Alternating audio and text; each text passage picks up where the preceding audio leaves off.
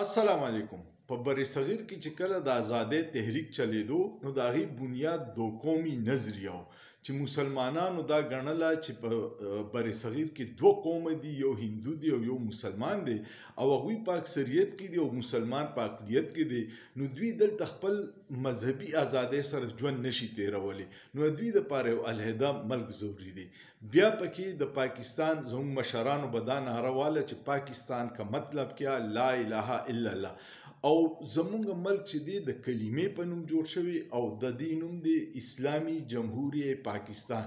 خو په دې 27 نومبر باندې چې په ډي چوک کې څه واقعات وشو د هغې خو به وقتاً فوقتاً حقیقتونه مخې له راځي، خو یو ویډیو ډېره وایرل ده چې په ټوله دنیا کې سوشل میډیا باندې په کروڑونو خلکو وکته او په لکونو هغه شیر شوه. او ویډیو دا ده چې په ډي چوک کې یو 2 کنټینر د یو بل د پاسه ایښودي، دا ډېر دنګ ځای جوړ شي او په هغې باندې یو مسلمان پاکستانی مونځ کوي او هغه ته خواته رینجرز والا ولاړ دي، او چې څنګه هغه مونځ ختم کړي او دوا ته لاس چوت کړي نو رینجرز والا هغه له دیکې ورکوي، اذان بچ کوي خو بچ نشي او د هغې 2 کنټینرو د سره را پریوځي او هغه په سټو لګي، سټ یې مات شي او مړ شي، شهید شي.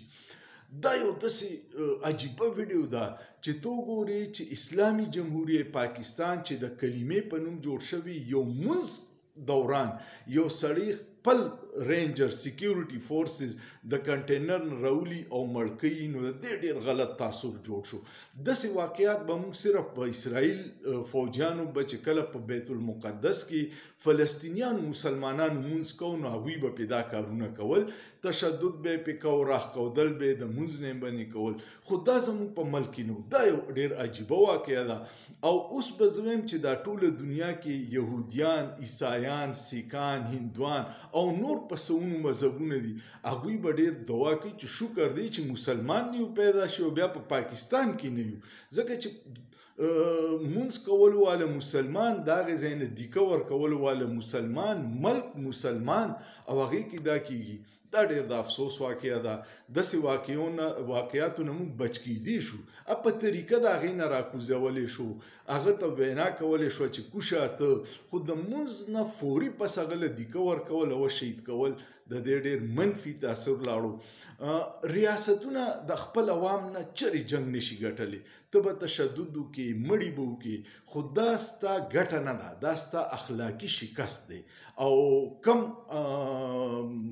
فوجونه، کم قوتونه چې په عوام کې مقبولیت ختم شي، مینه ختمه شي، نو د هغوی د خدای خیر ورته وکړي، انجام ښه نه وي. الله دې زموږ په پاکستان او په پاکستاني عوامو باندې خپل رحم فضل وکړي او الله دې موږ د دې فرسوده نظام نه خلاص کړي. ستاسو څه خیال دی؟ کمنټ لازمن وکړئ او سوچ پې وکړئ، په سوچ کې څه ګناه نشته.